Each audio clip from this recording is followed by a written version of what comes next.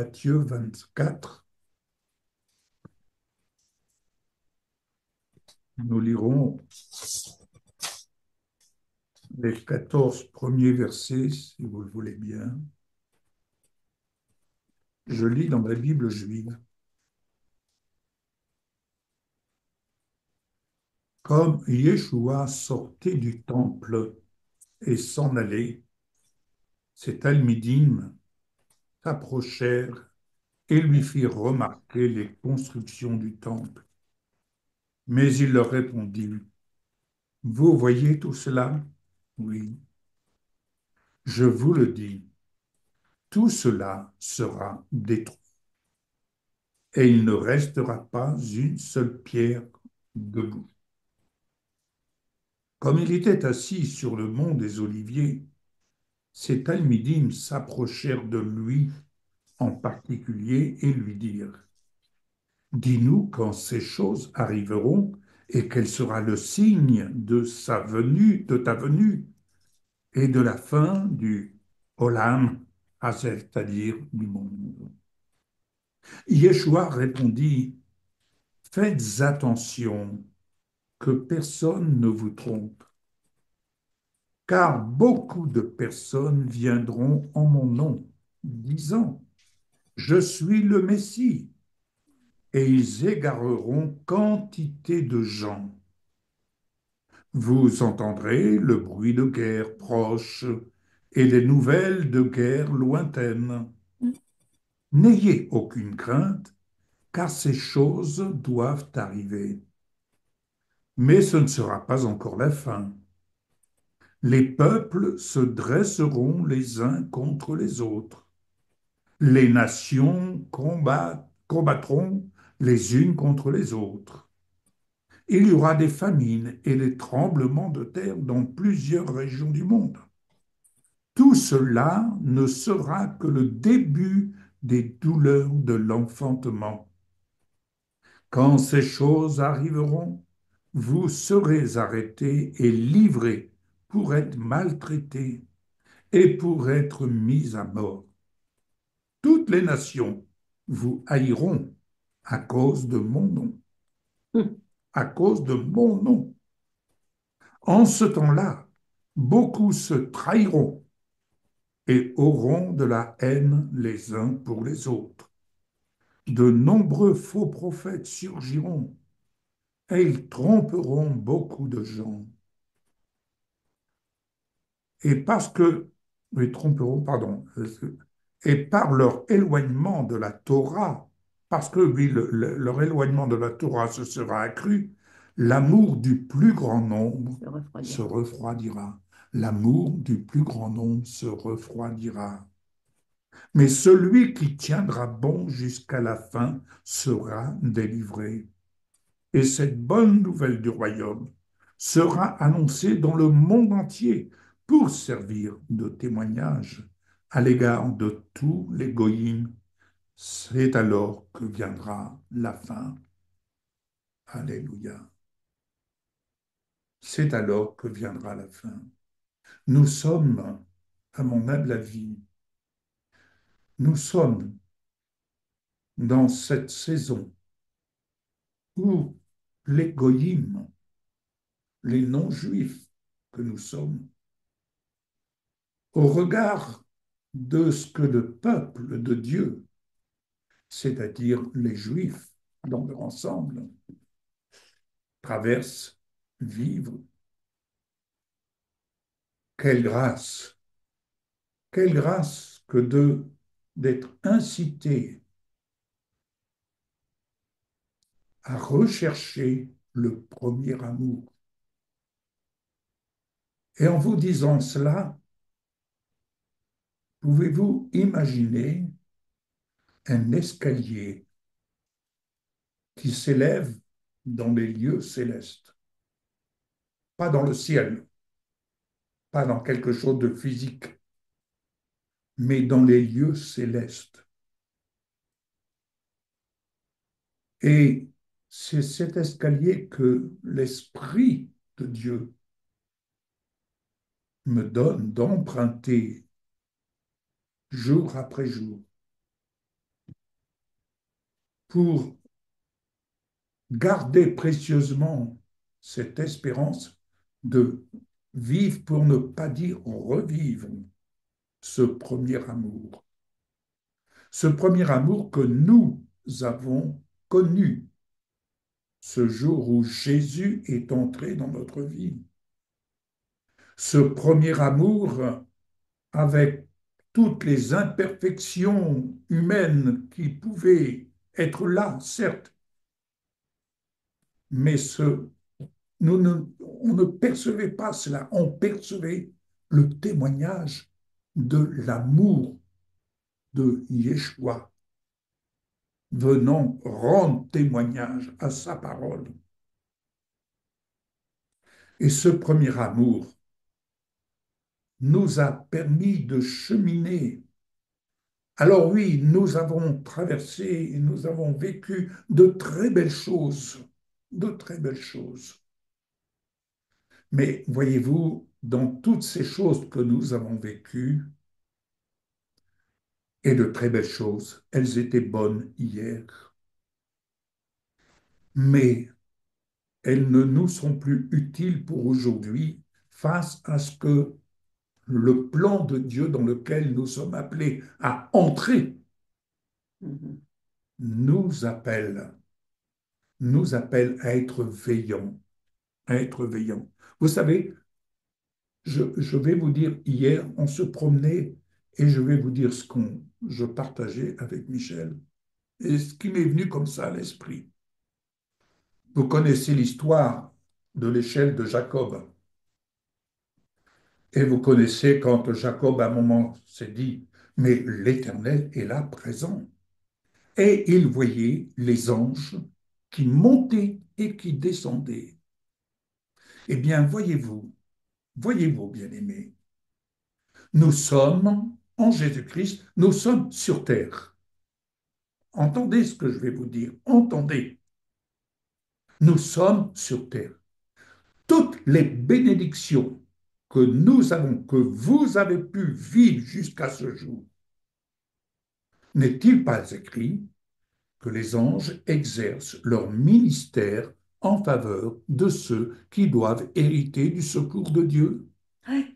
Et Eh bien, toutes ces bénédictions, c'est l'œuvre du ministère des anges qui viennent nous servir ce que nous possédons par la foi en haut, mais comme nous sommes sur terre et que nous sommes dans l'attente, pouvez-vous imaginer des oisillons cachés dans le tronc d'un arbre et que la mère va chercher la nourriture pour venir nourrir ses petits?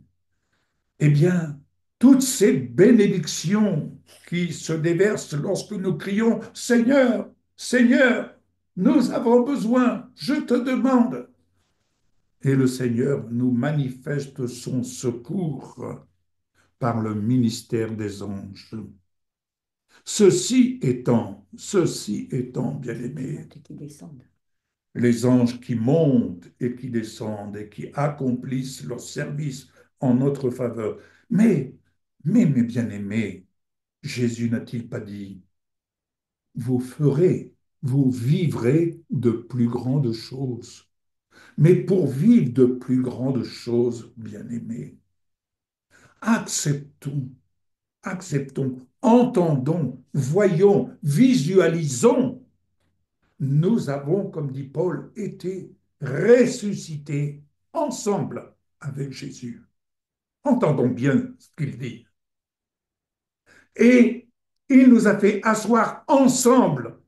Alors tout de suite, on va dire, oui, par la foi. Mais mes bien-aimés, y a-t-il un ambassadeur dans chaque nation qui puisse parler de son pays s'il ne connaît pas à quoi ressemble son pays? Mhm. Y a-t-il un ambassadeur capable de représenter son pays s'il ne connaît pas son pays? Le Seigneur, dans sa grâce infinie, ne fait-il pas de chacun de nous des ambassadeurs, des dispensateurs de ces grâces. Observons, mes bien-aimés, observons, ayons l'humilité d'observer aujourd'hui, grand nombre, grand nombre, grand nombre se contentent, j'ai bien dit se contentent, de rechercher la nourriture, non pas en méditant la parole, gardant pour beaucoup d'entre eux leur Bible fermée durant la semaine, peut-être qu'ils l'ouvrent un peu le dimanche, mais se contentant d'aller et de dire, priez pour moi, priez pour moi.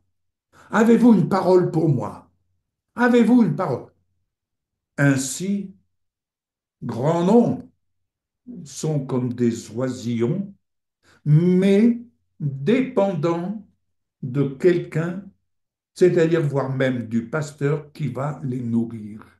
Bien-aimés, les pasteurs, les ministères ne sont pas là pour nous nourrir, ils sont là pour enseigner.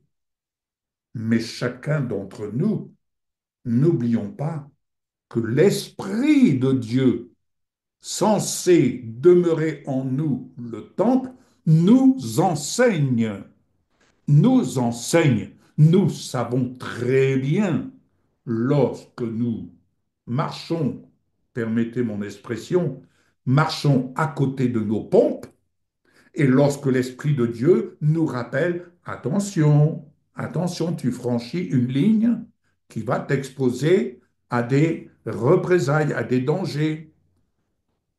Nous devons être vraiment sensibles à la volonté de Dieu. Et si ces temps-ci, je me permets d'insister, bien-aimés, pour votre bonheur, comme pour le mien, pour le nôtre, de rechercher ce premier amour. Je parle de l'Église primitive. Alors, vous savez, quand on dit primitive, ça peut avoir une connotation négative, de pauvreté. Non, non, l'Église primitive, la première Église naissante, qu'est-ce que nous avons de plus qu'elle? Mais mes bien-aimés, ils vivaient quelque chose de plus que nous. Ils vivaient quelque chose de plus que nous. Et cependant, ça et là, oh, ça et là, dans le monde entier, et nous-mêmes, quand je vous disais, nous sommes bénis. Nous sommes bénis parce que nous crions comme des oisillons. On est là, je dirais, dans notre grotte. Seigneur, secours-nous. Mais on reste dans notre grotte. Aujourd'hui, si vous entendez, je dirais, je donne une synthèse, mais si vous entendez les discours, vous n'entendez qu'une chose, Église, Église, Église.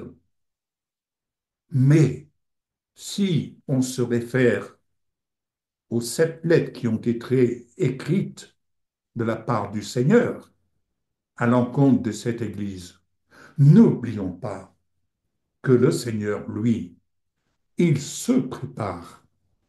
Et il est dans l'attente de voir son Église, pas celle que les hommes envisagent selon des programmes, selon des séminaires, et en voulez-vous, et on va vous en faire femme vertueuse, homme vaillant, etc. On va vous en faire.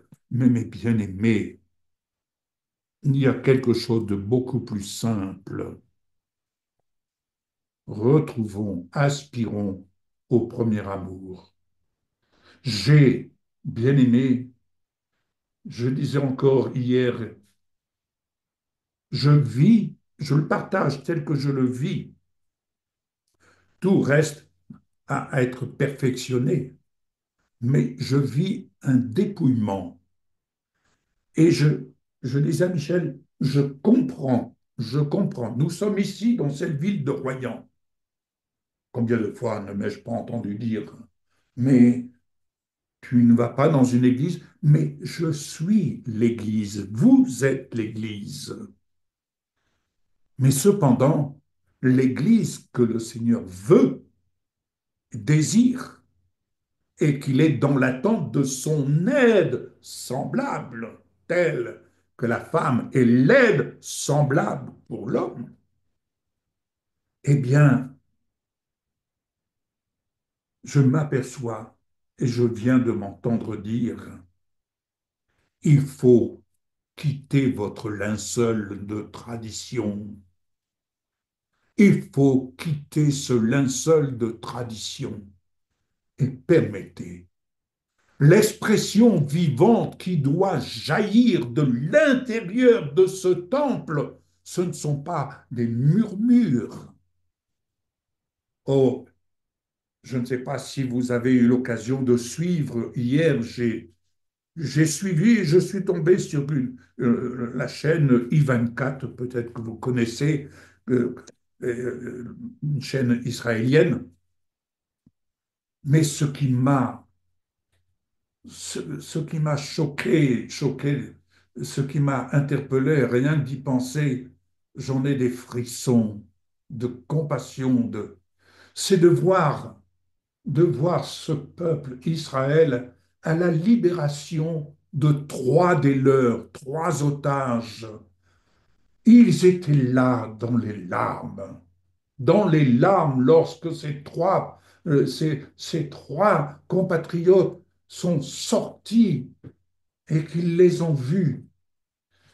Et ce que j'ai perçu dans je dirais, la lecture que j'ai eue personnellement, elle n'engage que moi, mais la lecture que j'ai eue en regardant ce peuple, j'ai dit, le souvenir de la Shoah est là présent à Ouais. l'intérieur. Mm. Et ils sont là sur leur terre, ils rentrent parce que c'est le plan de Dieu, qu'on le veuille, qu'on ne veuille pas, c'est le plan de Dieu qu'ils réintègrent leur terre, leur héritage, et en disant leur héritage, notre héritage. Si nous n'apprenons pas à connaître notre héritage, nous n'apprenons pas à nous connaître en Jésus, en Yeshua. Nous ne pouvons que nous connaître en Yeshua si nous apprenons à nous intégrer dans l'héritage. Pas le vivre de l'extérieur, nous intégrer dans l'héritage. Mm. Ne vivons pas comme lorsque des étrangers arrivent dans un pays comme le nôtre, à vivre en espèce de communitaristes, mais apprenons à nous intégrer dans notre héritage. Je ne parle pas de culture, je parle de l'héritage de la parole, l'héritage de la foi. Alléluia. Ainsi, Amen. bien-aimés, l'expression de notre victoire en Yeshua sur les œuvres de Satan doivent se faire entendre. L'expression de vivre notre liberté, celle de notre esprit, de notre foi, de notre ancrage en Yeshua. L'expression du salut de notre âme, ne négligeons pas un si grand salut, bien-aimés. Débarrassons-nous, ce qui était bon hier, utile, ne l'est plus aujourd'hui, parce que nous grandissons. Nous, n'avez-vous pas dans le naturel abandonné des choses que vous avez, qui ont été utiles pour vous hier, mais qui aujourd'hui ne le sont plus? L'expression de notre reconnaissance d'avoir été greffé à la racine de l'olivier, cette racine de laquelle nous recevons la nourriture, la force, et de visualiser le plan de Dieu duquel nous puisons notre héritage commun, celui des Juifs et des non-Juifs. L'expression de notre ardent désir, j'ai bien dit, de notre ardent désir de vivre le réveil du premier amour manifesté dans la première Église messianique. Attention, quand on dit vive le réveil de la première Église messianique, voyons plus loin avec les revers de la médaille. Il faut bien comprendre cela aussi. L'expression de notre assurance de voir impacter la vie sociale et économique de notre région, voire de notre pays. L'expression de notre bénédiction sur notre conjoint, nos enfants, nos petits-enfants, notre descendance. L'expression de notre joie d'être au nombre des pierres vivantes attachées à la pierre angulaire qui forme l'Église, mm, corps de Christ. Celle que Jésus s'est présentée à lui-même en allant nous donner sa vie à la croix. C'est là le prix qu'il a payé pour nous libérer de notre captivité, espace, matière, temps, car ne nous faisons pas d'illusions, nous sommes sur cette terre en captivité. Matthieu 24, 12, que je viens de vous lire, parce que leur éloignement de la Torah s'est accru, l'amour du plus grand nombre se refroidira.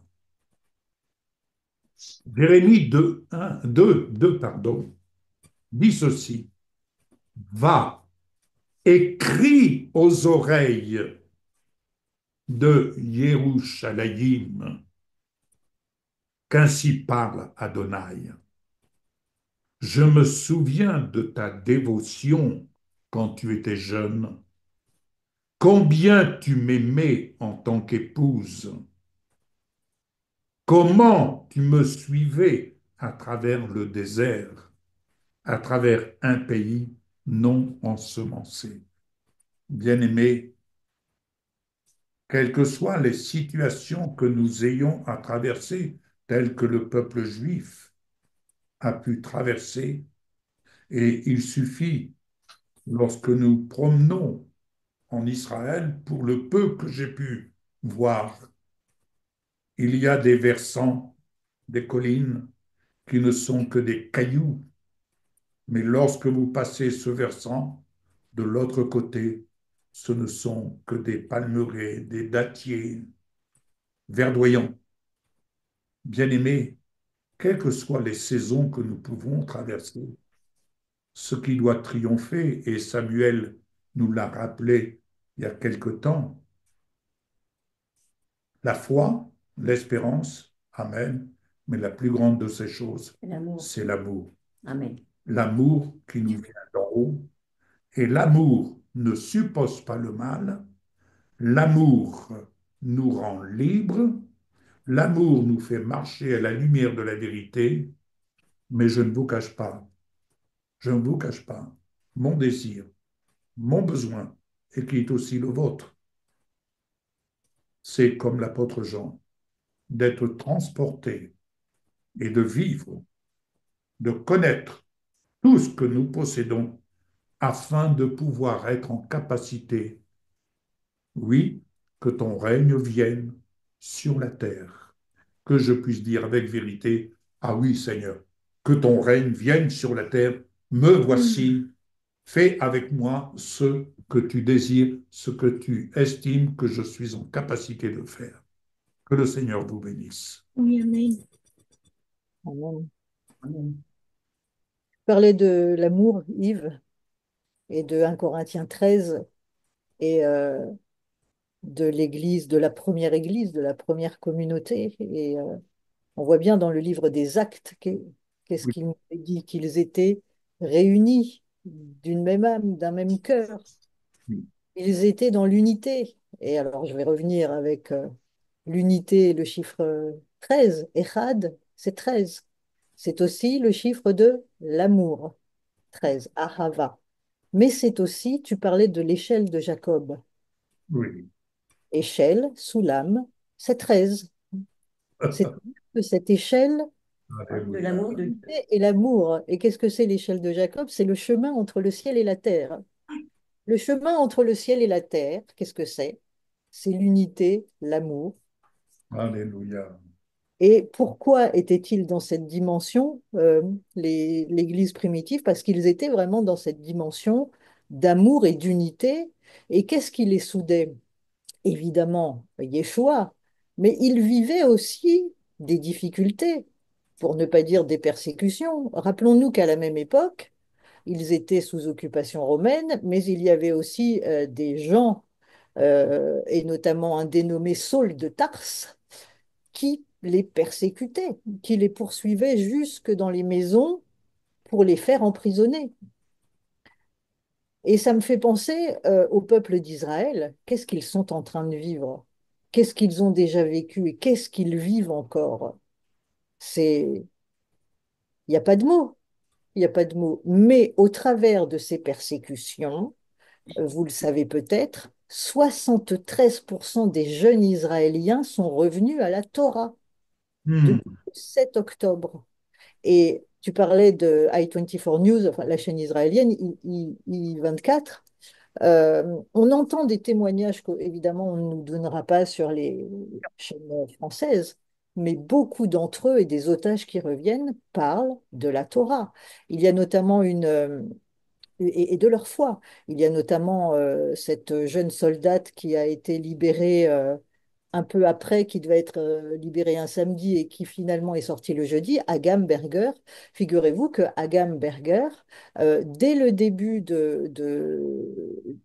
du fait qu'elle a été enlevée, hein, de la prise d'otage, elle a, alors qu'elle n'était pas du tout, enfin croyante, elle n'était pas du tout dans dans ce domaine. l'accomplissement hein, de la Torah, elle a commencé à faire Shabbat. Hmm. Elle a fait Shabbat jusqu'à sa libération. Et quand des otages sont revenus avant elle, elles ont annoncé à sa maman qu'elle faisait Shabbat. Et sa maman s'est mise à faire Shabbat. Et il y a des nombreux témoignages comme ça qui parlent de la foi. Ils parlent de leur foi. Ils parlent de la lumière dans les ténèbres. Et, il y a quelque chose de très fort dans ce qu'ils vivent. C'est, ça nous fend le cœur, ça nous prend aux tripes, aux Ouais, entrailles. ouais. Quel est Oui, le prix qu'ils payent pour garder cette terre d'Israël? Et pourquoi ils oui, gardent cette terre d'Israël? Parce que c'est sur cette terre d'Israël et à Jérusalem que le Messie va revenir. oui, Eux, ils considèrent qu'il va venir et nous qu'il va revenir, puisqu'il est déjà venu. Ils payent un prix fort pour garder cette terre pour l'accomplissement des promesses. J'ai, je vais vous parler de quelque chose parce que j'ai fait un parallèle euh, et, euh, et vous le savez, ce qui se passe sur la terre se passe aussi dans le céleste. Et il y a aussi une connotation. Vous avez certainement entendu parler du corridor de Netzarim.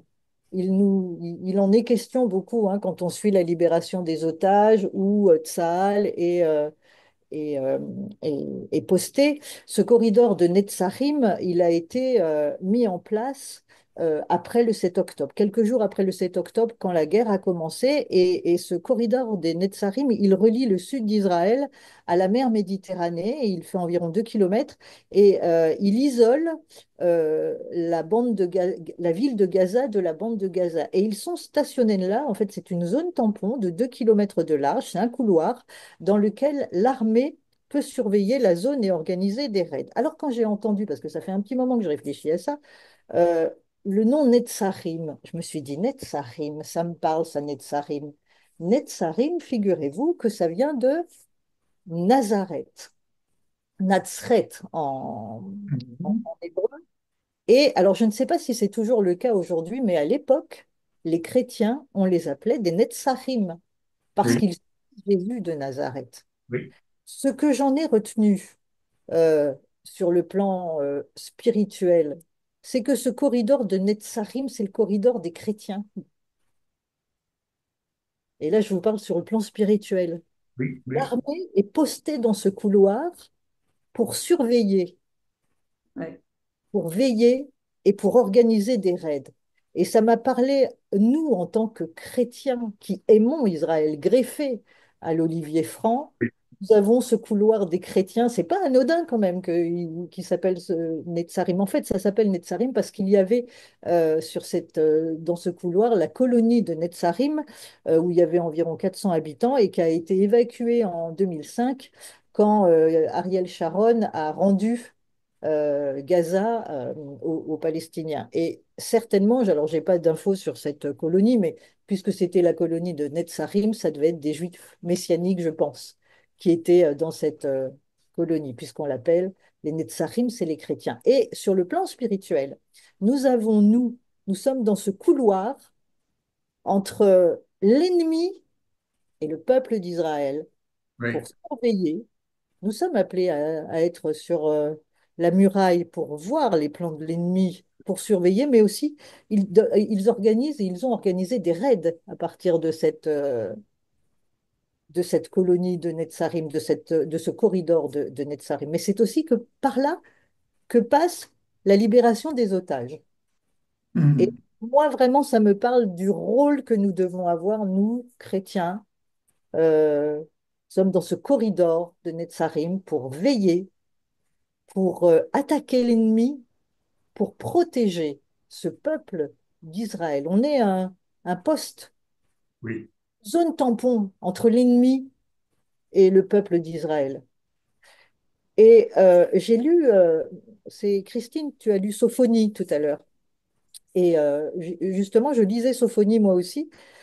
Alors, vous avez peut-être été surpris, parce que vraiment, on vit des temps particuliers et où on voit les prophéties en train de s'accomplir ou qui vont s'accomplir. Vous avez peut-être été surpris, estomaqué, je ne sais pas, en tout cas les médias, tous les médias du monde et tous les journalistes en France en tout cas, ont été estomaqués par la proposition de Donald Trump de faire de la bande de Gaza un oasis, quelque chose de beau, reconstruit. Je vais vous lire, alors chacun pense ce qu'il veut de cette proposition surprenante, mais je vais vous lire ce que dit le prophète Sophonie, parce qu'il faut savoir quand même que Gaza est un des seuls territoires que Josué n'a pas pu conquérir, alors qu'il faisait partie des territoires à conquérir que l'Éternel donnait au peuple d'Israël. Et Gaza, Josué n'a pas pu conquérir Gaza. Alors, Sophonie, chapitre 2, verset 4, dans les Bibles juives. Mais je pense que je ne l'ai pas lu dans la version seconde, mais voilà. Qu'est-ce que dit le prophète Sophonie? Ah, ah ouais. Chapitre 2, verset 4. Vous l'avez? Oui. Alors, il dit, car Gaza sera abandonné. Ashkelon sera délaissé, on évacuera Ashdod à midi et Ekron sera déraciné. Malheur aux habitants du littoral, la nation du Kériti, la parole d'Adonai est contre toi, Kénan, pays des Pélitchim, je te détruirai, il ne restera personne. Et écoutez la suite, le littoral sera changé en pâturage, en prairie pour les bergers, en enclos pour les brebis, et le littoral appartiendra au reste de la maison de Yehuda. Ils y feront paître leurs troupeaux et ils s'étendront le soir dans les maisons d'Ashkelon, car Adonai, leur Dieu, se souviendra d'eux et restaurera leur destinée. bon, bon. Ah, en le lisant,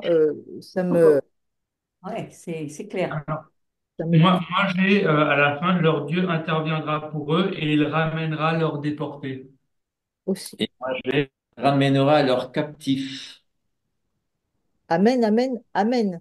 Ouais, moi Qu'est-ce aussi, je ramènerai les Dans la Bible Chouraki, il fera retourner leur retour. aussi. Moi, je vous invite vraiment à le relire à la lumière Ouais. de ce que vit le peuple d'Israël en ce moment, à la lumière des déclarations de Donald Trump, qui, pour le monde entier, estomac, on le prend un peu pour un fou, un charlot, un enfant gâté. Euh, Moi, quand je lis cette prophétie de Sophonie, je me dis qu'on est dans ces temps-là. Ah oui, Combien de temps ça prendra, on n'en sait rien. C'est pas la question. La question, c'est que il y a des promesses sur Gaza. Je sais pas, Yves, si tu pourras laisser ça à l'enregistrement, mais, mais c'est clair, net et précis.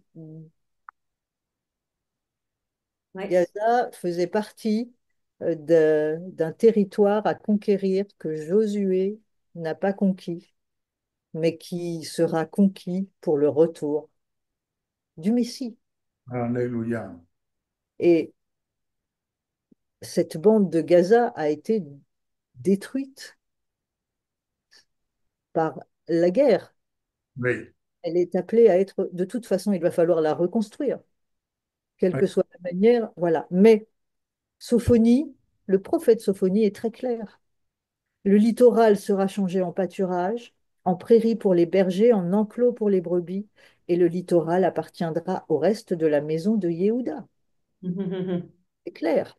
Ils y feront paître leurs troupeaux, et ils s'étendront le soir dans les maisons d'Ashkelon, car Adonai, leur Dieu, se souviendra d'eux et restaurera leur destinée. Moi, je Ouais. suis bouleversée quand j'ai lu ça, et même en le lisant, quand je vous le lisais là, j'étais oui, une grande chaleur qui me traversait le corps parce que la prophétie est en marche et parce qu'il faut vraiment demander au Seigneur, en tout cas moi c'est ma prière pour moi, mais c'est ma prière pour vous, que nous soyons vraiment attentifs à toutes les déclarations qui sont faites et Mm. ne pas nous conformer à ce que nous disent les médias, mais vraiment rester éclairés, éclairés sur ce qu'il se passe en ce moment, sur toutes les déclarations qui sont faites de part et d'autre.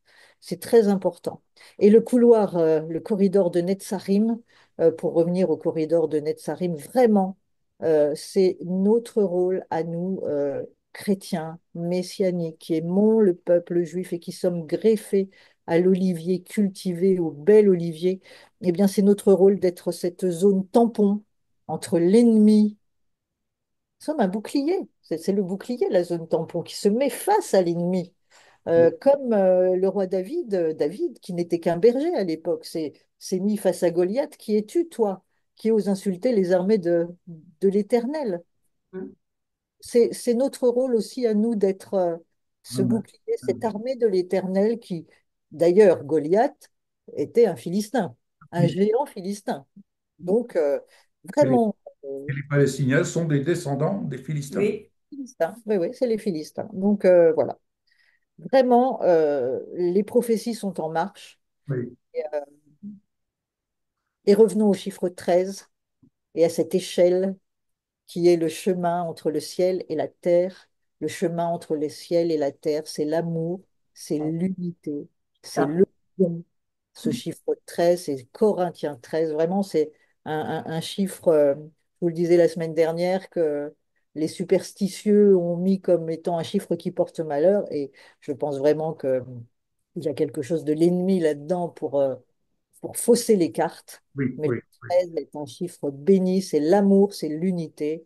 Adonai Echad, Echad, c'est l'unité. D'ailleurs, j'ai un peu regardé le nom des, ça c'est entre parenthèses, j'ai regardé la traduction des noms des trois otages qui ont été libérés Mm. hier. Et combien ça a été douloureux de voir ces hommes. Oui, Ah oui. C'est monstrueux, c'est ténébreux. Et on voit là toute la méchanceté de l'ennemi vraiment et il est vraiment démasqué, sauf ceux qui ne veulent pas voir, évidemment.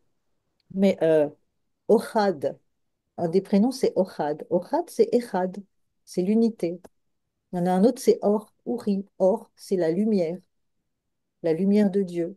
Et puis, Eli, Eliyahu, c'est Dieu, mon Dieu. Ils ont tous trois des noms divins.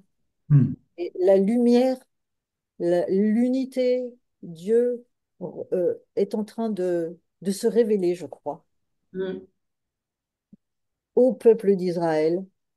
N'oublions pas, je vous le disais, 73% des jeunes Israéliens sont revenus à la Torah. C'est quand même. oui, oui, C'est beau. Mais la première Église, pour revenir à l'Église primitive, pourquoi elle était puissante et vaillante? Elle était aussi. Elle resserrait les liens entre entre elles, chaque membre. Pourquoi? Parce qu'il y avait aussi les persécutions derrière, hein, Oui, et, et les persécutions, c'est ce qui permet aussi de faire oui, corps, de s'unir, de s'élever, oui, de oui. s'opposer. Et nous sommes appelés à nous dresser vraiment. Nous Mhm. avons l'autorité. Nous avons l'autorité. Tu parlais des oisillons qui attendent la béquée. Alors, Mhm. ça, c'est bien au début quand tu es un petit oisillon, mais après, tu dois être l'aigle Oui, oui, oui. qui, se, Exactement. qui, qui, qui manifeste la puissance, l'autorité qui nous a été donnée. Voilà. Oui, Voilà, soyez bénis. C'est vraiment ce que je voulais vous partager ce matin et vraiment soyez bénis au travers de oui, ces paroles et que chacun vraiment nous soyons en feu et que ce feu soit vraiment ranimé et que le feu de l'Éternel soit vraiment oui. puissant et brûlant et en chacun d'entre nous. Voilà. Oui. Amen. Et moi, j'avais cette pensée, en parlant de Élie, là, cet homme, que son épouse et ses deux filles sont décédées. J'ai dit à Yves, il est d'une maigreur, ça m'a fait pleurer de le voir comme ça, même les autres, hein. Mais je disais à Yves, quelle force en eux, quelle force, parce qu'il a fallu tenir le coup. Ouais. Il a vu sa femme et ses deux enfants tués vers lui, devant lui. J'ai dit, regarde cette force.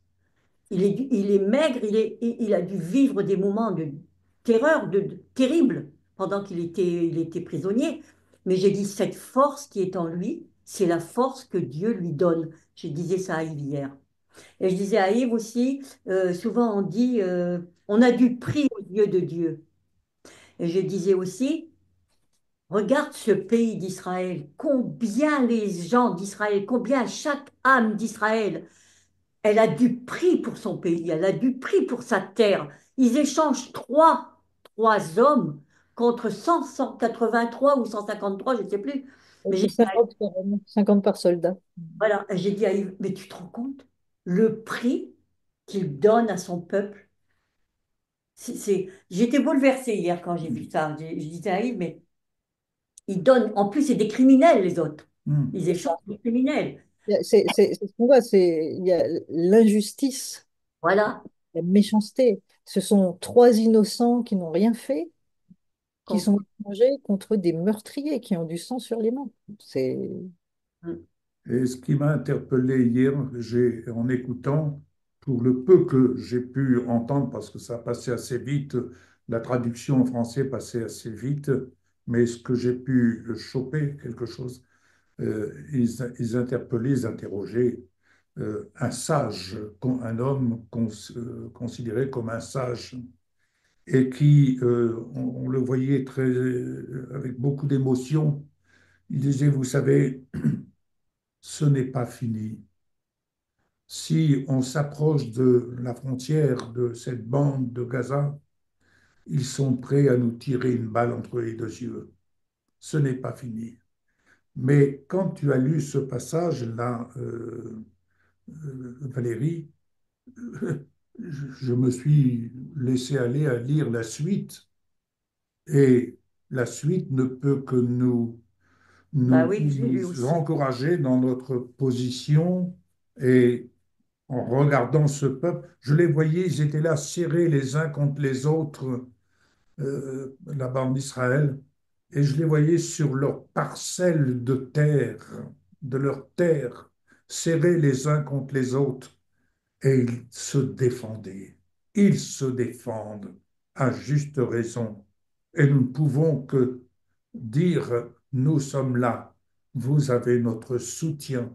Oui, sur la muraille, sur la muraille. Vous Des savez, sentinelles. On est c'est des sentinelles. bien aimé, nous devons quitter notre linceul.